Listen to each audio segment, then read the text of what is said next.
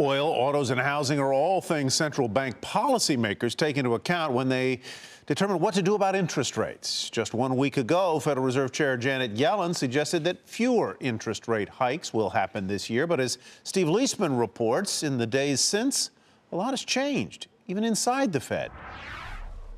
A week after Fed Chair Janet Yellen convinced markets that the Fed wouldn't be hiking rates anytime soon, Yellen appears to have a mini-revolt on her hands.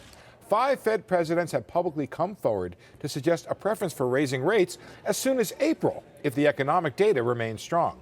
Today, it was St. Louis Fed President Jim Bullard who told Bloomberg if the jobs data is strong, quote, you could probably make a case for moving in April, end quote. Earlier this week, 2 other centrist Fed presidents, John Williams of San Francisco and Dennis Lockhart of Atlanta, both mentioned April as a possible month for a hike. To be sure, Yellen herself didn't rule out a hike next month at her press conference last week. Every meeting is a live meeting.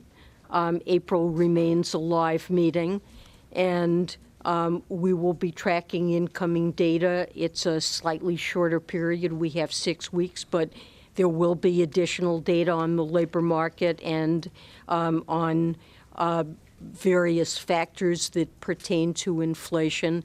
So that is certainly a live possibility. But during much of the rest of the press conference, she rang a more dovish tone. The Fed's policy statement did as well, raising the level of concern over global economic weakness and declining to say whether the risks were balanced towards stronger or weaker economic growth. The market, which had been pricing in a June rate hike, decided that the next hike was most likely in September. Staying the Fed's hand in April are the very easy policies of the European Central Bank.